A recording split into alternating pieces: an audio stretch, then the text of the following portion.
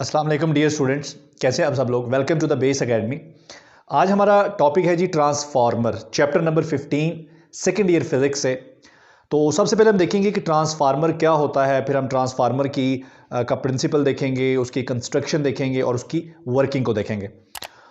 तो बच्चों, आपने अक्सर नोटिस किया होगा कि आपको जो इलेक्ट्रिसिटी सप्लाई करने वाली वायर्स होती हैं, जो हमारी नॉर्मली जो मेन सप्लाई लाइंस होती हैं, आपने सुना होगा कि वो 11 केवी की या 11,000 वोल्टेज की लाइंस होती हैं। यानी उनमें जो हम इलेक्ट्रिसिटी सप्लाई कर रहे होते हैं उसमें जो वोल्टेज का लेवल होता है वो 11,000 तक हो सकता है। लेकिन आपके घरों में हम जो इलेक्ट्रिसिटी यूज़ कर रहे हैं, यहाँ पर जो हमारी सप्लाई होती है घर के अंदर, वो 240 वोल्ट्स या 220 वोल्ट्स तक होती है और सम कंट्रीज़ में ये 120 वोल्ट्स तक भी होती है। तो वो जो वोल्टेज का लेवल है जो कि थाउजेंड्स में है, जब वही वोल्टेज आपके घर तक पहुंचता है तो उसका लेवल डाउन होकर वो 240 कैसे हो जाता है। ठीक है, उसके लिए आपने देखा होगा कि आपके गली मोहल्ले में एक डिवाइस लगी होती है, ठीक है, जिसे हम कहते हैं ट्रांसफार्मर। ट्रांसफार्मर का काम क्या होता है? इसका काम होता है कन्वर्जन, यानी कि हम कन्वर्ट करते हैं वो हाई ग्रेड जो वोल्टेज होते हैं उन्हें लो ग्रेड वोल्टेज में। ठीक है, वो जो बहुत ज़्यादा वोल्टेज का लेवल होता है उसके लेवल को डाउन करने के लिए या इस कन्वर्जन के लिए हम जो डिवाइस यूज़ करते हैं, that device is known as transformer. इसके अलावा आपने देखा कि हमारे जो टीवी होते हैं या हमारे बहुत सारे ऐसे डिवाइसेस हैं, जिस तरह कंप्यूटर है या टीवी है या दूसरी चीज़ें हैं, उनके अंदर छोटे छोटे ट्रांसफार्मर्स लगे होते हैं। अब वो ट्रांसफार्मर सम टाइम 5 वोल्ट से ऑपरेट होते हैं, लेकिन आपके घर में जो सप्लाई आ रही होती है वो 220 या 240 वोल्ट्स की होती है। तो वो जो 220 वोल्ट्स है उसको 5 वोल्ट में कैसे कन्वर्ट करते हैं? तो उसको भी हम कन्वर्ट करते हैं with the help of transformer. तो ट्रांसफार्मर, सबसे पहले हम देखते हैं कि ट्रांसफार्मर का प्रिंसिपल क्या है। तो डेफिनेशन हमने देख ली कि ट्रांसफार्मर एक ऐसा डिवाइस है which is use for the conversion of AC voltage. ठीक है, एसी वोल्टेज की कन्वर्जन के लिए हम जो डिवाइस इस्तेमाल करते हैं that is known as transformer. तो ट्रांसफार्मर का जो प्रिंसिपल है वो हम ऑलरेडी पढ़ चुके हैं, वो है जी इलेक्ट्रोमैग्नेटिक इंडक्शन, जिसको हम म्यूचुअल इंडक्शन भी बोलते हैं। तो ट्रांसफार्मर काम करता है on the principle of mutual induction.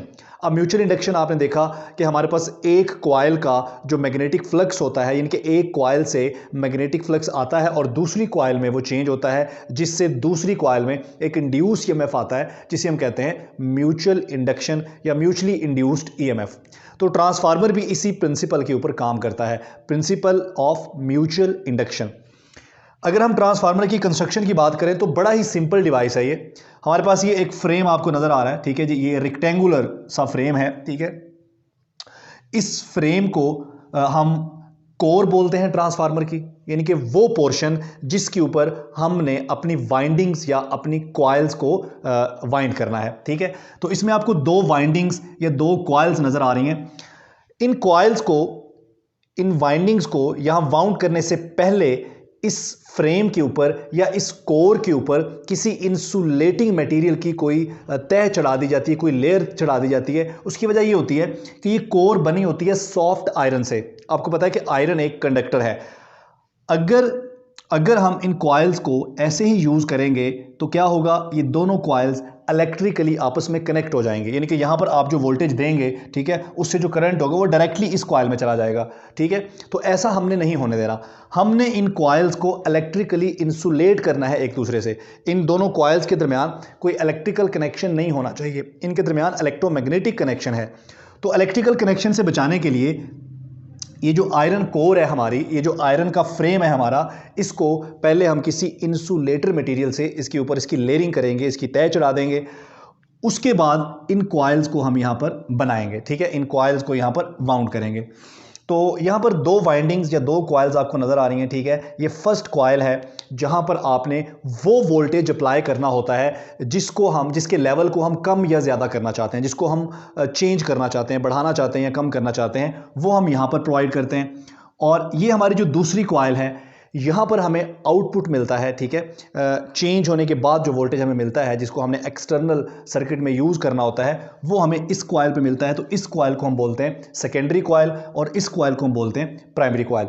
अब यहाँ आपके जहन में ये सवाल आ सकता है कि हमने इन दोनों कॉइल्स को एक ही फ्रेम के साथ क्यों यूज़ किया? क्या ऐसा नहीं हो सकता कि हम इस कॉइल को सेपरेट कर दें, इसको सेपरेट कर दें? तो एक ही फ्रेम के ऊपर इन दोनों वाइंडिंग्स का, ये कॉइल्स के बहुत सारे फायदे हैं। जो मेन हमें फायदा वो ये है कि एक ही फ्रेम पर जब ये होंगी तो उसकी वजह से इस कॉइल का जो मैग्नेटिक फ्लक्स है, मैक्सिमम, ज्यादा से ज्यादा मैग्नेटिक फ्लक्स इस कॉइल में से गुजरेगा।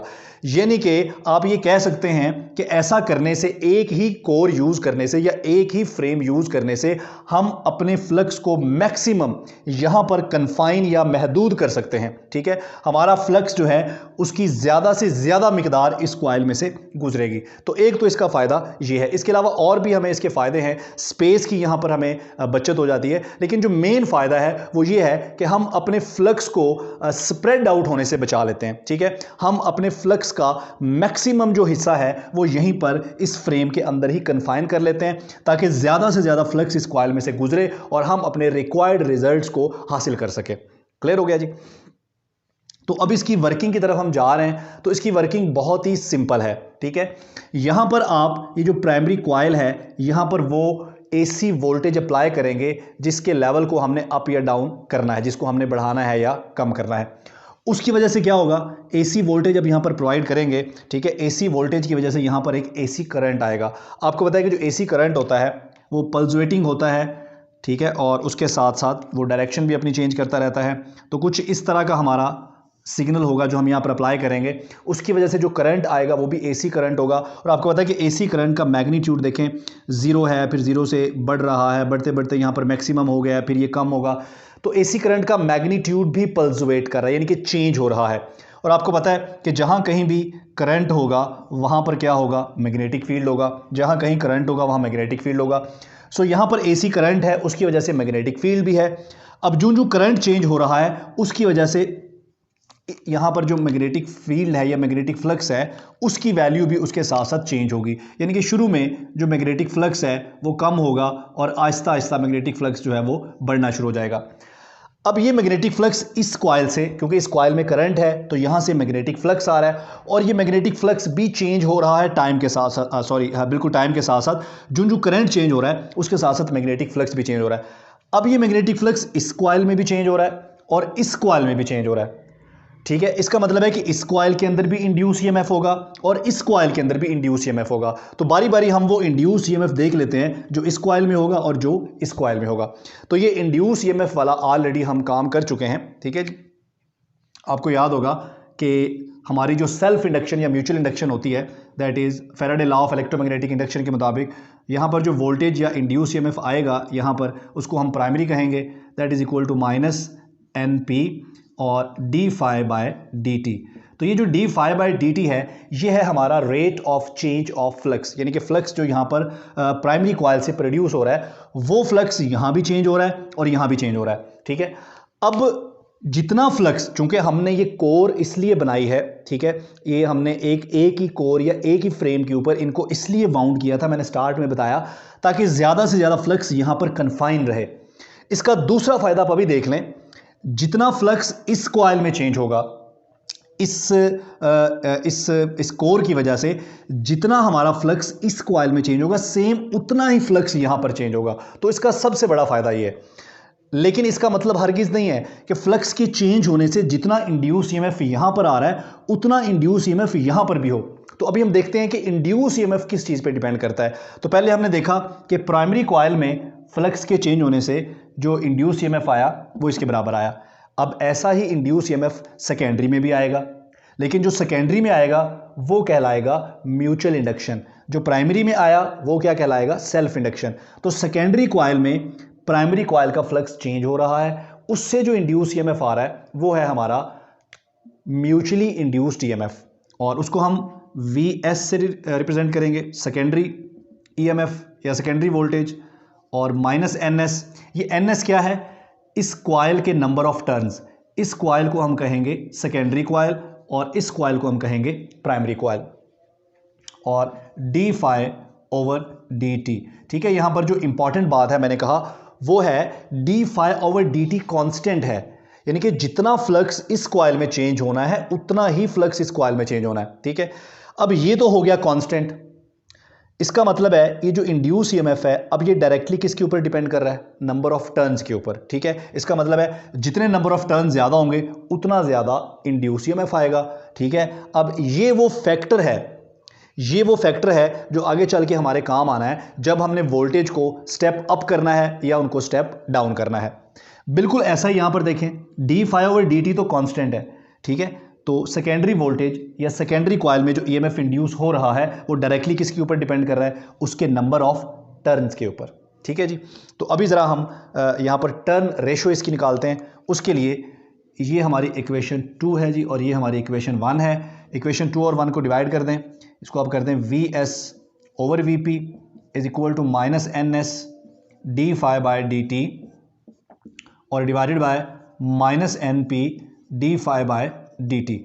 अब ये दोनों फैक्टर कांस्टेंट हैं, सिमिलर हैं, एक जैसे हैं, तो ये क्या हो जाएंगे, ये यहाँ पर कैंसिल हो जाएंगे। तो हमारे पास आ जाएगा जी V S over V P is equal to N S over N P.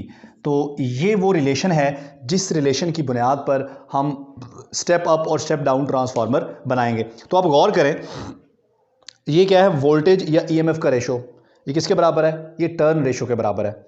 अब फर्ज करें कि मैं यहां प्राइमरी पे कम वोल्टेज देता हूं और मुझे सेकेंडरी पे ज्यादा वोल्टेज चाहिए, तो मैं क्या करूंगा, ये देखें, सिंपली मैं एन एस को बढ़ा दूंगा।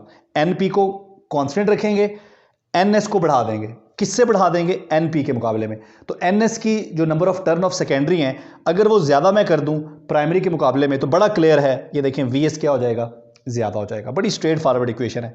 और फर्ज करें कि मैं प्राइमरी पे ज्यादा वोल्टेज देता हूं और मुझे सेकेंडरी पे कम चाहिए। ठीक है, मुझे यहां सेकेंडरी पे कम चाहिए, तो फिर वही बात, मैं सेकेंडरी के टर्न को क्या कर दूंगा, कम कर दूंगा। किसके मुकाबले में, प्राइमरी के मुकाबले में। तो बड़ी सिंपल सी, ये बड़ी खूबसूरत इक्वेशन है। ठीक है, इस इक्वेशन की मदद से हम यहां पर क्या कर सकते हैं, वोल्टेज को स्टेप अप भी कर सकते हैं और वोल्टेज को स्टेप डाउन भी कर सकते हैं। तो अभी मैंने यहां पर कहा कि अगर हमने वोल्टेज को स्टेप अप करना हो, यानी कि हमने वोल्टेज को बढ़ाना हो, आप प्राइमरी पे कम वोल्टेज दें और सेकेंडरी पे आपको ज़्यादा वोल्टेज चाहिए हो, तो आप क्या करें, आप ये जो number of turn off secondary हैं ये क्या कर दें, ज़्यादा कर दें। यानी कि आप सेकेंडरी के जो टर्न है इसको ज़्यादा कर दें प्राइमरी के मुकाबले में। ठीक है, जब आप सेकेंडरी के टर्न ज़्यादा कर देंगे तो सेकेंडरी का वोल्टेज भी ज़्यादा हो जाएगा, क्योंकि पीछे देखें, पीछे ये देखें, ठीक है, ये देखें, D phi over D T constant है। इसका मतलब है कि अगर मुझे वी एस ज़्यादा करना है तो मैं एन एस को ज़्यादा कर दूंगा, एन पी को कांस्टेंट रखते हुए। ठीक है, तो ये देखें, मुझे एन एस को वी एस को ज़्यादा करना था, यानी कि मुझे सेकेंडरी वाले वोल्टेज को ज़्यादा करना था, तो मैं क्या करूंगा, मैं number of turn off secondary कर दूंगा इस इक्वेशन के मुताबिक। वी एस ज़्यादा करना है तो एन एस ज़्यादा कर दो, एन एस ज़्यादा कर दो, किसके मुकाबले में, एन पी के मुकाबले में। तो एन एस ज़्यादा कर दो एन पी के मुकाबले में, तो ये बन जाएगा स्टेप अप ट्रांसफार्मर। यहाँ पर एक बेसिक क्वेश्चन जो बच्चे पूछते हैं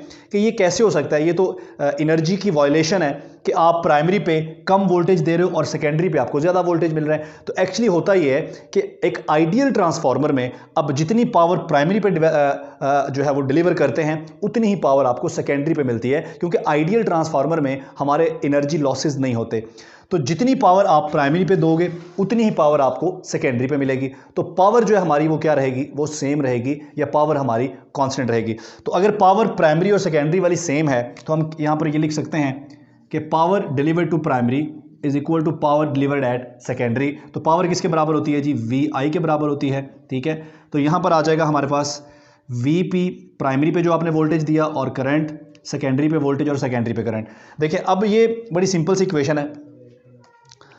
अब इन दोनों का जो प्रोडक्ट है वी और आई का प्रोडक्ट ये कांस्टेंट है। अगर दो चीज़ों का प्रोडक्ट या उनकी ज़रब कांस्टेंट हो तो वो दोनों इन्वर्सली प्रोपोर्शनल हो जाते हैं। यानी कि अगर आप v को ज़्यादा करोगे तो i कम हो जाएगा, अगर आप v को कम करोगे तो i ज़्यादा हो जाएगा। अब सेकेंडरी पे हमें क्या करना है, हमें v ज़्यादा करना है। अब सिंपली क्या करोगे, i को कम कर दोगे। यानी कि अगर सेकेंडरी करंट को हम कम कर दें तो सेकेंडरी पे वोल्टेज क्या हो जाएगा, ज़्यादा हो जाएगा। तो हम बेसिकली इस फार्मूले को यूज़ करते हैं। ठीक है, इस प्रोडक्ट को हम यूज़ करते हैं। हमारी जो पावर है वो कांस्टेंट रहती है, पावर हमारी आइडियल ट्रांसफार्मर में सेम रहती है, बस हम करंट को कम ज़्यादा करते हैं जिससे हमारा वोल्टेज कम ज़्यादा हो जाता है। ठीक है, तो यहाँ पर आपके जहन में ये बात भी आ जाएगी, बच्चे ये भी क्वेश्चन पूछ सकते हैं कि जी अकॉर्डिंग टू ओहम लॉ तो कहता है कि अगर आप आपने करंट बढ़ाना हो, करंट डिपेंड करता है वोल्टेज के ऊपर, आप वोल्टेज कम ज़्यादा करोगे करंट कम से, लेकिन यहाँ पर तो हम वोल्टेज को करंट से कंट्रोल कर रहे हैं, तो ऐसा नहीं है, ठीक है। ये पावर वाली इक्वेशन है, यहाँ पर ओम लॉ बिल्कुल वैलिड है, ठीक है, कोई उसमें कॉन्ट्रडिक्शन नहीं है। यहाँ पर हम प्रोडक्ट को ले रहे हैं, प्रोडक्ट में एक चीज़ को हम कम ज़्यादा कर रहे हैं, इसका कॉन्सेप्ट और है, इसको हम यहाँ पर मिक्स नहीं कर सकते, ठीक हो गया। तो ये हो गया जी हमारा ट्रांसफार्मर, ठीक है जी, स्टेप अप। अभी हमने क्या करना है, स्टेप डाउन। अगर स्टेप डाउन करना हो तो देखें वही फार्मूला, हमने सेकेंडरी पे वोल्टेज कम करने हैं। अगर आपने वोल्टेज कम करने हैं या ईएमएफ कम करना है तो आप क्या कर दो, सेकेंडरी के टर्न कम कर दो। किसके मुकाबले में, प्राइमरी के मुकाबले में। तो अगर हम सेकेंडरी के टर्न कम कर दें प्राइमरी के मुकाबले में, तो ये स्टेप डाउन ट्रांसफार्मर होगा, यानी कि आप ज़्यादा वोल्टेज दोगे प्राइमरी पे, आपको सेकेंडरी पे क्या मिलेंगे, कम मिलेंगे। तो कैसे कम मिलेंगे, ये देखें, पहले हमने क्या किया था, सेकेंडरी पे हमने करंट कम कर दिया था, वोल्टेज ज़्यादा मिले हमें। तो अभी हम क्या करते हैं, हम करंट ज़्यादा कर देते हैं।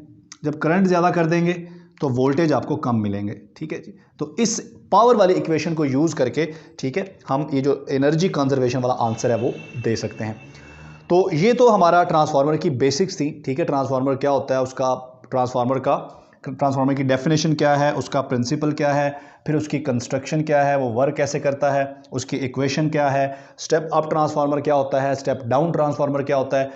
अब नेक्स्ट लेक्चर में हम देखेंगे पावर लॉसेस या एनर्जी लॉसेस जो होते हैं ट्रांसफार्मर में ड्यू टू डिफरेंट फैक्टर्स, ठीक है जी। तो इंशाल्लाह नेक्स्ट लेक्चर में वो डिस्कस करेंगे। थैंक यू, अल्लाह हाफिज़।